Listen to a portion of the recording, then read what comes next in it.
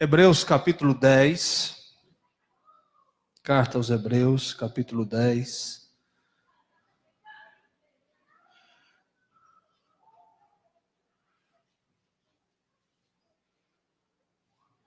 A partir do verso 19 até o 25.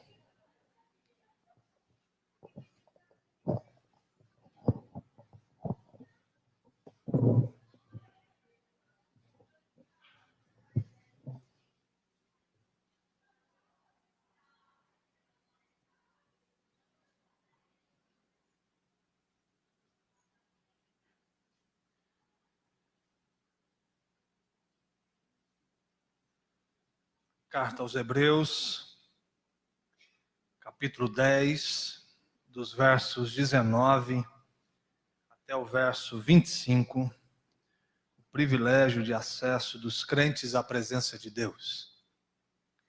Tendo, pois, irmãos, intrepidez para entrar no Santo dos Santos pelo sangue de Jesus, pelo novo e vivo caminho que ele nos consagrou pelo véu, isto é, pela sua carne, tendo grande sacerdote sobre a casa de Deus, aproximemo-nos com sincero coração, em plena certeza de fé, tendo o coração purificado de má consciência e lavado o corpo com a água pura.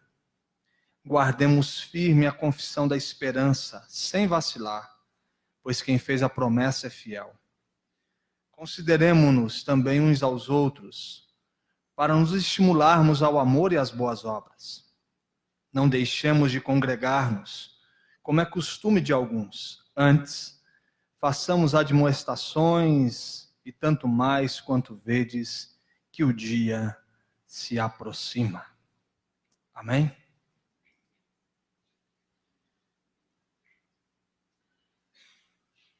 A carta aos Hebreus é escrita para algumas pessoas que haviam tido a consciência do significado do que Cristo estabeleceu e da relação com Deus que acontece a partir dele. E provavelmente esse novo jeito de se relacionar à medida que o tempo foi passando foi gerando uma espécie de insegurança na proposta daquilo que estava sendo colocado diante deles. Porque eles haviam crescido historicamente com uma relação toda bem estruturada, carregada de ritos, de símbolos e de jeito de fazer, que muitas vezes poderia estar distante do coração a relação, mas cumprindo o ritual, parece que estava tudo certo. Para você ter uma ideia, a forma de perdão estabelecida era uma forma extremamente ritualística, onde uma vez por ano, chamado o dia de Yom Kippur, os judeus chegavam até o tabernáculo, levavam o seu animal para ser sacrificado. O sacerdote pegava isso, levava num ambiente onde havia ali um entendimento que Deus habitava naquele lugar. Nesse ambiente ele entrava descalço, com a cabeça baixa, não dizia nenhuma palavra, fazendo uma alusão àquilo que Moisés, da relação dele com Moisés no deserto.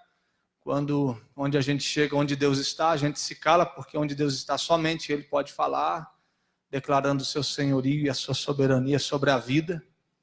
E essa pessoa levava, esse sacerdote conduzia esse animal era tomado pelo Senhor de maneira misteriosa e simbólica, apontando para aquilo que Jesus faria por nós. E essa pessoa que estava lá atrás, vendo isso como um ritual, percebia que tinha acabado o ritual, ele voltava para casa com a consciência que a relação estava purificada, que ele estava perdoado por causa disso. Nesse tabernáculo havia algumas coisas simbólicas, como as tábuas da lei, havia a vara de Arão que floresceu, mostrando um Deus que brota da vida em meio à sequidão, havia os pães asmos como um símbolo do cuidado e da provisão de Deus sobre o seu povo. E aí vem Jesus e mostra a face de Deus, vem Jesus e se torna o nosso tabernáculo e quebra todos esses rituais. Todos os símbolos são destruídos, a geografia de onde Deus está também está aniquilada, porque ele sai desse ambiente, no mesmo instante que Jesus está morrendo na cruz, simultaneamente o véu se rasga de alto a baixo neste lugar, neste templo, que era o antigo tabernáculo, porque Jesus na cruz, morrendo, o véu se rasga no templo, que era esse ambiente dentro da consciência coletiva religiosa judaica, o ambiente onde Deus habitava. Então, à medida que Jesus está se entregando por nós, Deus se mostra para o mundo. E agora ele já não está mais preso em um ambiente, uma geografia, em uma religião. E esses judeus experimentam dessa relação com Deus, e à medida que eles vão caminhando, provavelmente a insegurança vai batendo no coração deles. Porque agora é uma pessoa, é uma relação, não tem mais um ritual, não tem mais um jeito de fazer, não tem mais um templo para ir, não tem mais um jeito de se sentir perdoado, a não ser uma consciência de fé e a plena certeza na suficiência da cruz de Cristo para a vida. Isso incomoda. E de vez em quando, na caminhada, eles começaram a olhar pelo retrovisor, pensando, será que não é bom a gente refazer o processo, criar alguns rituais, retomar o caminho? Porque esse Deus que a gente não tem que fazer um ritual para ser aceito por Ele, onde a relação se estabelece, onde a face de Deus foi apresentada através de Jesus, e a gente viu Deus como Ele é a partir de Jesus, quem Deus toca, com quem Deus fala, como Deus ama, a graça de Deus revelada nele, e o vimos como unigênito do Pai, cheio de glória e verdade. E o autor aos Hebreus está dizendo que os meios se acabaram em Jesus. Agora, essa relação que se dava uma vez por mês, uma vez por ano, de perdão, pode acontecer nas esquinas das ruas das cidades. Esse santo lugar onde somente uma pessoa entrava, qualquer pessoa pode entrar diariamente, com ousadia, com intrepidez. Que para ser parte do ambiente comunitário e servir com seus dons e seus talentos, você não precisa de uma linhagem sacerdotal ou levítica para pertencer a esse ambiente, porque agora todo mundo pode chegar e a agenda de Deus se abriu para aquele que estava no último lugar da fila. A carta aos Hebreus é o fim de um sentimento de inadequação diante de um Deus santo, que a gente não está apto para a relação, que a gente chega achando que não vai dar, porque a gente está olhando no espelho. E aí o autor aos Hebreus está dizendo, não, a partir de agora você não olha para si, você olha para Cristo, para aquilo que era sombra, aquilo que ainda era uma espécie de uma maquete, se torna uma realidade em Jesus. Então você olha para Ele, e por causa de Jesus você está adequado para uma relação, que já não tem mais o lugar do templo como seu ambiente da relação, mas tem um lugar da mesa da comunhão. Então você pode se aproximar, você está adequado para a relação, porque você é bom? Não, porque Cristo, a sua morte, foi suficiente para dar a você o direito de chegar diante de Deus e não ser morto por Deus. Homens pecadores se aproximando de um Deus santo e saindo, desfrutando da vida e não da morte. Mas porque carregam alguma coisa boa dentro de si? Não, por causa de Cristo. E tudo o que vai acontecer na sua vida agora é por causa dele. Como eu disse hoje pela manhã, nós estávamos falando sobre redenção hoje pela manhã. Então acabam-se os meios, acaba o sentimento de inadequação, ao mesmo tempo que acaba a fobia, o medo de Deus. Esse sentimento que faz a gente tremer quando sabe que Ele existe, que Ele está ali. A gente chega agora com uma consciência de fé em paz, sabendo que o medo se vai. E historicamente você vê um povo que não tem coragem de olhar para o alto. A relação com Deus é olhando para baixo. Que toda hora está pedindo para alguém intermediar a relação. Vai lá e fala com Ele pela gente, leva as nossas demandas. E você vê o que Ele está falando para a gente. Mas não deixa a gente se encontrar não, porque a gente está morrendo de medo dele fazer alguma coisa para a gente. Esse entendimento de Deus, muitas vezes quando a gente está olhando para o Velho Testamento, a gente percebe, de repente a gente vira a página, cai em Mateus, e um Deus que não é tão parecido quanto o do Velho Testamento nos é apresentado em Jesus. E aí os medos vão se acabando. E a gente vai construindo uma relação de amor e de adoção e de vida com Ele. E é esse texto que tem a nos dizer sobre isso. Esse texto é um convite à coragem para essa relação sincera. Quando no verso 19, ele vai dizer: irmãos, tenham ousadia de entrar no Santo dos Santos, ou seja, esse lugar onde somente Deus habitava. E como que eu entro no lugar onde Deus está? Pelo sangue de Jesus. A agenda de Deus se abriu para o encontro. Que horas? No domingo à noite? Não. Não somente aqui. Mas o Santo dos Santos se torna o nosso quarto, a nossa sala, o nosso carro, o nosso café da manhã. Eu vou e volto desse ambiente onde a presença de Deus é experimentada. O Santo dos Santos já não é mais um lugar onde ele está preso geograficamente, coberto e reservado para alguns. Já não é mais um lugar onde o sacerdote entra levando o povo e trazendo uma resposta de Deus. É a agenda de Deus aberta para você. É um Deus que está disponível. E qualquer ser humano pode entrar. Ela está aberta naquela esquina agora. Não está aqui a pessoa, mas se ele tiver, a partir da iluminação do Espírito, do entendimento que o próprio Deus está dando a ele, se revelando, que o novo e vivo caminho se abriu, ele se encontra com Deus ali na esquina. Ele dá de cara com Deus. E a gente entra e sai. É levar isso para a vida. É fazer do seu quarto esse ambiente do encontro com o Eterno. É fazer com que o seu café da manhã tenha esse caminho aberto da relação com Deus. Não tem mais o rito, não tem mais um processo que a gente precisa estabelecer. Não existe mais uma demanda que a religião constrói para que isso aconteça. A gente pode fazer isso aqui, mas a gente vai estar enganando muita gente.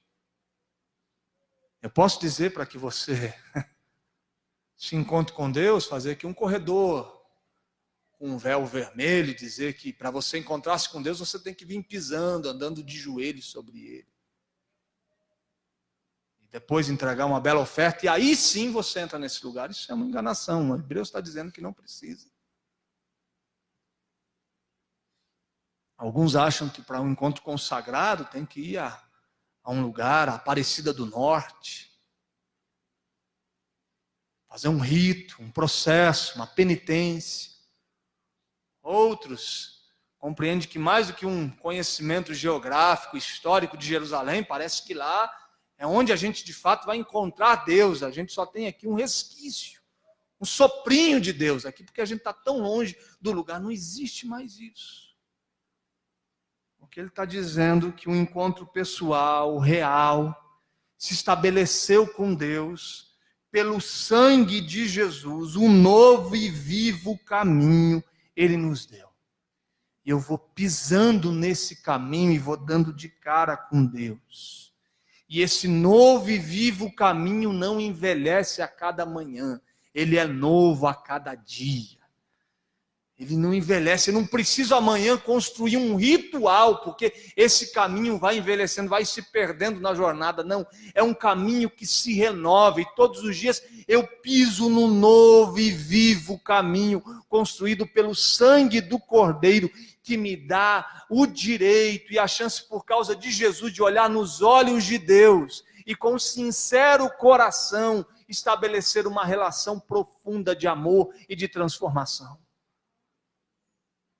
Leva isso para casa, leva isso para a vida, e vai se encontrando com Deus à medida que você vai vivendo.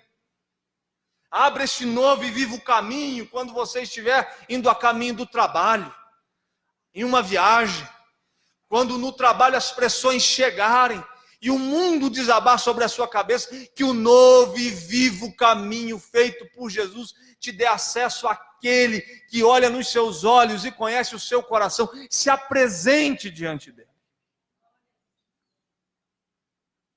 Creia nisso. Descanse nisso. Porque quando isso não acontece, estabelece os mecanismos de manipulação. Aí as dúvidas vêm, e automaticamente as dúvidas geram uma idolatria, um ritual.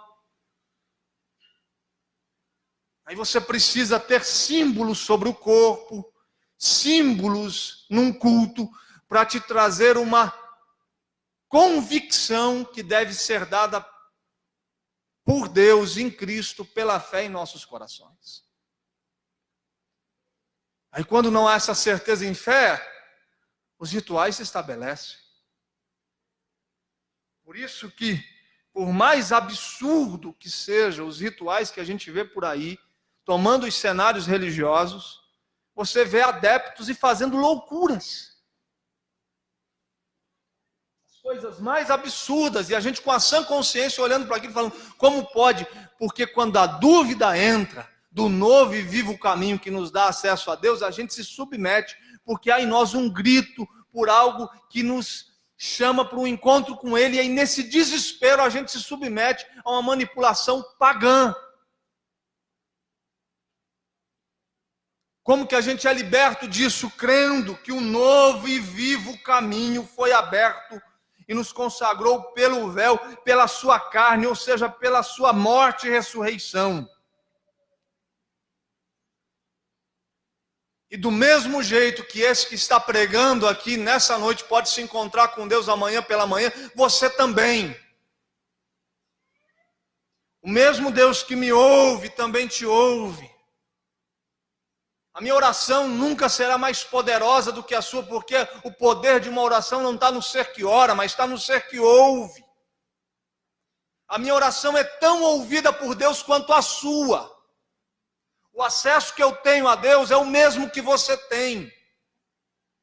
A mesma relação que eu experimento com Deus, você pode experimentar. Eu não sou dono, a relação com Deus não passa por mim, não passa por um líder religioso, não passa por um sacerdote mais, porque Ele estabeleceu um novo e vivo caminho, e é por Ele que a gente entra e sai desse ambiente da relação. Amém?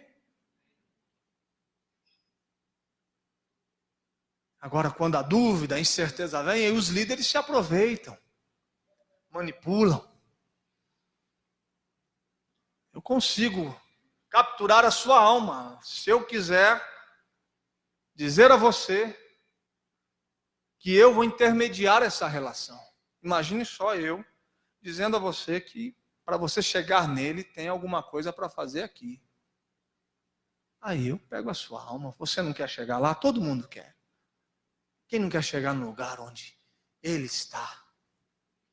Mas aí, líderes sem consciência, manipuladores, se colocam dizendo, mas para chegar lá, estou aqui. Eu sou o escolhidão de Deus para fazer com que você chegue aqui. E aqui, aí a conversa é comigo. Eu tenho um contrato que você tem que assinar. E você tem que fazer isso, isso e isso. Se você não fizer, você não chega lá. Então, você, no seu desespero por se encontrar com Deus, você se submete a fazer os maiores absurdos, na sua inocência, porque você quer chegar ali. Agora, o que o autor aos Hebreus está dizendo, você não precisa mais disso.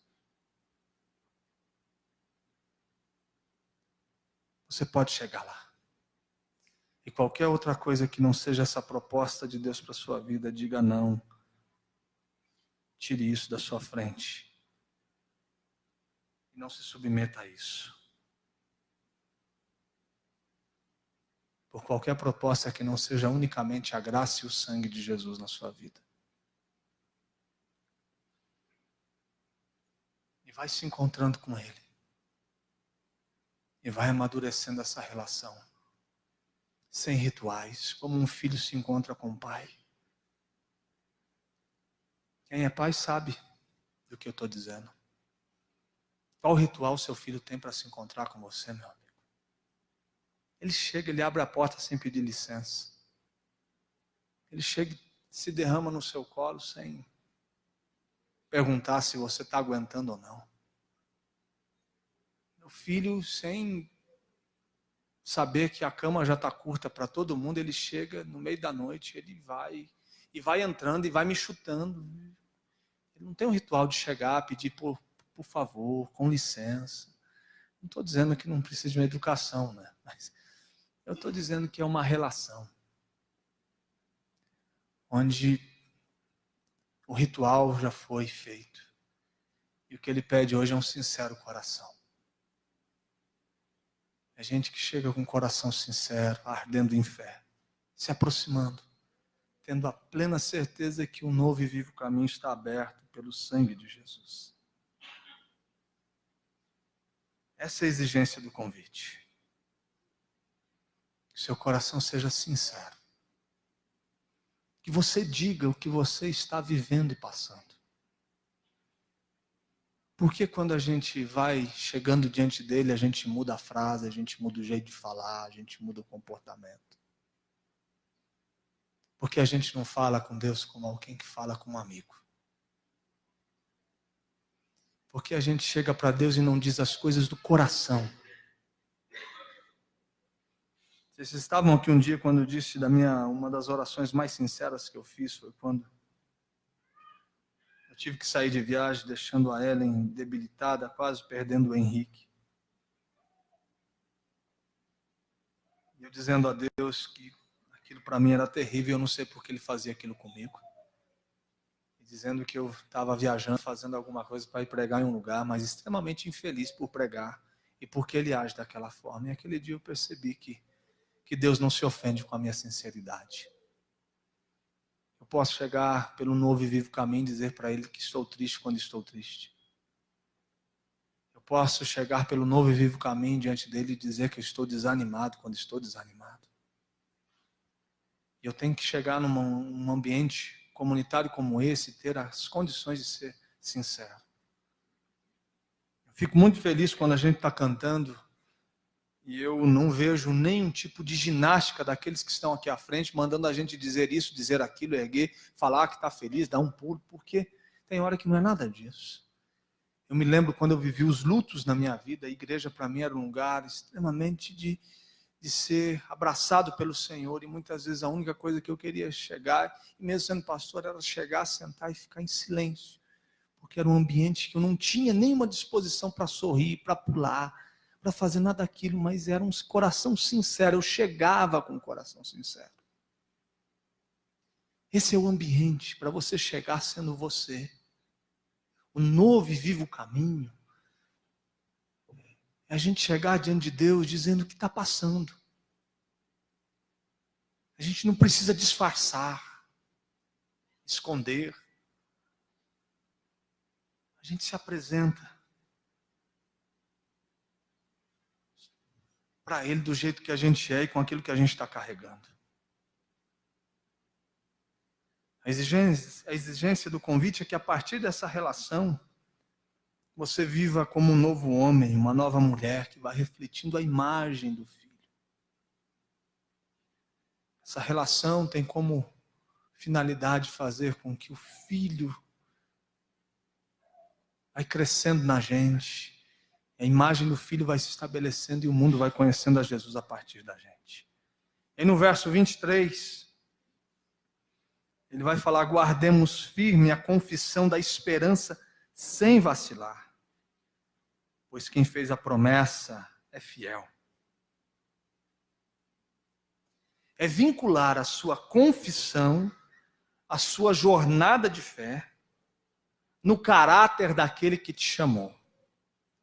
Ou seja, eu vou ligar a minha confissão disso que creio, a minha jornada, o meu dia a dia, e as minhas dores, os meus problemas, eu vou vinculando isso ao caráter fiel de Deus. É assim que eu vivo. Confesso, levo para a vida, e quando não entendo, eu olho para o caráter de Deus. E no caráter de Deus eu amarro as dores, as lágrimas, as tristezas, as alegrias, os bons momentos, os momentos inexplicáveis, aquilo que jamais eu vou conseguir entender. O que eu faço com isso diante da confissão de fé que se estabeleceu e ela não pode ser negada? Para a minha jornada eu vou levando e quando não entendo eu lembro do caráter. E amarro isso ao caráter de Deus. Eu confesso em voz alta para o mundo no que creio, no que eu levo para a vida. E quando essa minha fé é questionada pelo acontecimento que surge, eu penso no caráter de Deus e nele eu descanso. Eu não questiono quem Ele é, mesmo sem entender, mesmo não compreendendo. Eu sei que Ele é fiel, é isso que Ele está dizendo aqui, sem vacilar. Por quê? Porque eu não vacilo diante de convites a vacilar, de situações que estão me seduzindo ao vacilo, de problemas que estão me conduzindo a perder as forças. Por quê? Porque Ele é fiel. E aí quando os meus pés vacilantes querem escorregar na vida, eu me seguro no caráter de Deus e nele eu descanso. Porque eu sei que aquele que fez a promessa é fiel. E eu levo o caráter de Deus, já não está mais nas minhas mãos, a minha firmeza de fé para a jornada, mas naquele que eu creio.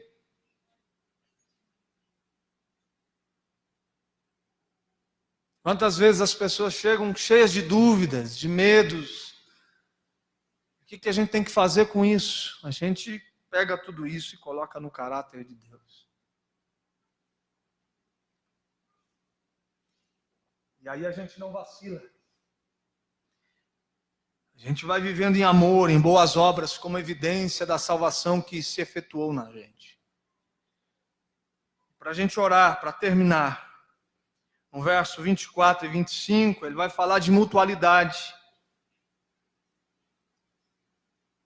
Olha, irmãos, consideremos-nos também uns aos outros. Isso é mutualidade. Você vai ver isso muito no Novo Testamento. Amar uns aos outros, perdoar uns aos outros, encorajar uns aos outros, consolar uns aos outros. Isso é mutualidade, é a caminhada comunitária. Consideremos-nos também uns aos outros, para nos estimularmos ao amor e às boas obras.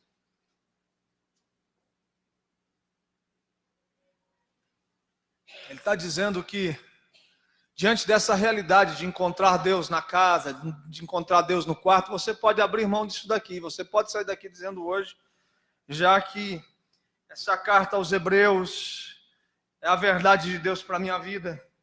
Odete, você está preocupada mesmo? Te abençoe, minha filha. Você pode olhar para tudo isso e interpretar dizendo, ok, então está tudo certo, eu posso encontrar com Deus no meu quarto, eu posso me encontrar com Deus no meu café da manhã, eu posso me encontrar com Deus, então isso daqui já não faz mais sentido. Porque o que eu vim buscar aqui eu tenho em casa, e eu não estou dizendo que isso não é verdade, você tem mesmo. Te fez sair de casa para ser abençoado aqui, você pode receber fazendo uma boa oração agora à noite na sua casa. Não estou dizendo que se você não tivesse aqui, você não teria um encontro com Deus. Mas ele está dizendo que você não deve só se encontrar com Deus, você tem que se encontrar com o outro. Você tem que se encontrar com a igreja. Você tem que se encontrar com o seu irmão. Você tem que exercer a mutualidade na sua jornada. Não existe vida cristã isolada, sozinha, no quarto. Não existe uma vida cristã que se sustenta virtualmente. Ela pode ser alimentada virtualmente, mas ela não se sustenta porque a gente precisa do outro. Conviver com a imperfeição da igreja. Conviver com as deficiências desse lugar. Suportar uns aos outros. E suportar ali não é a ideia de alguém que eu não tolero. Suportar é a ideia de suporte. Ou seja, é ser para os outros o suporte para que a partir da minha vida eles cheguem num lugar que eles não chegariam sem mim. Suportar uns aos outros é deixar com que as pessoas Coloquem a sua vida nos meus ombros para que elas enxerguem e cheguem ao... Aproxime-se de Deus, onde você achar que deve. Pela vida, caminhando. Enquanto se vive, enquanto passa por dias bons e dias ruins, vai se aproximando dele. Como? Com sincero coração, plena certeza de fé, com coração purificado pelo sangue, onde a consciência já não é má, onde o corpo e a água, o corpo foi lavado pela água pura. Guarde essa confissão carregada de esperança. Quando seus pés quiserem escorregar, permaneça firme no caráter de Deus. É Ele que fez a promessa, guarde a sua vida no caráter de quem Deus é. Considere também a vida na igreja. Considere que agora Deus te deu uma família. Que ao chamar Deus de Pai, Deus te deu uma família de muitos irmãos semelhantes a Jesus Cristo. Que quem chama Deus de Pai não escolhe seus irmãos, para nos estimularmos ao amor e às boas obras. Esses irmãos vão ensinando a gente o que é amor. Eu vou compreendendo o amor à medida que eu vou andando com o outro. Porque Deus só aceita amor nas pessoas que estão ao meu redor. As boas obras, Deus não precisa disso. Deus não precisa de um ato meu para ser agradado. Então, ela precisa ser refletida no outro. Então, eu preciso de alguém para amar e para servir com boas obras. Não deixe de congregar. Não pense que a igreja não é importante na sua vida e não pense que você não é importante na igreja. Como muita gente tem falado, como muita gente tem desistido da noiva. Ela está no processo, ela ainda está a caminho.